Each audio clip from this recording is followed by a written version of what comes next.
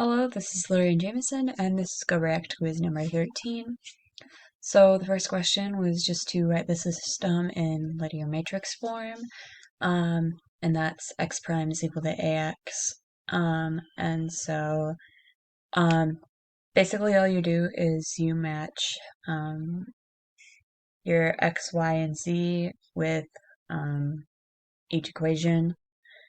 So this will be the first line, this will be the second, and this will be the third. And as there's only a 6y in here, there's only a 6 in here. The coefficients on this are both 1, and there's no y, so 1, 1, and then once again, coefficients are both 1, so 1, 1, 0. The next problem was a few steps. So the first one was to show that x1 is equal to this, x2 is equal to this, and x3 is equal to this. That they are solutions. So in order to do this, I found the derivative of x1, and then knowing the equation x prime is equal to ax, what you can do is you substitute a, this is the matrix A, in with x, and then you just multiply that out and you find the matrix.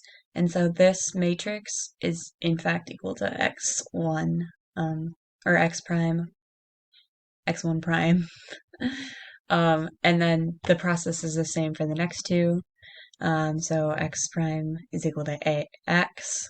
So this is equal to this. And then x prime is equal to ax is equal to this. So, yep. And then next, using the Wronskian show, they form a fundamental set of solutions.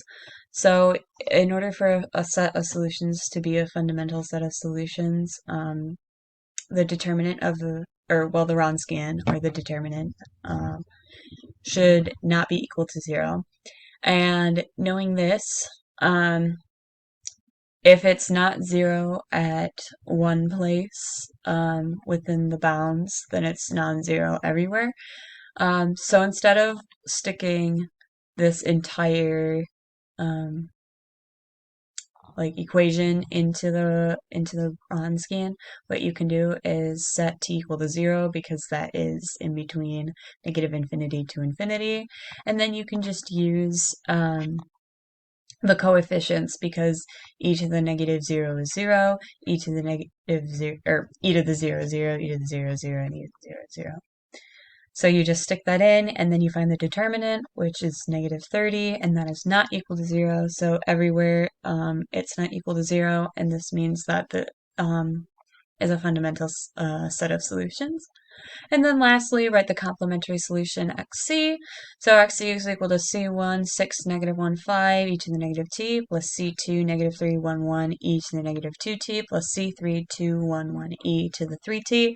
And that's because no matter what the constant is in front of it, this is still what the value is. So, yeah. Thank you.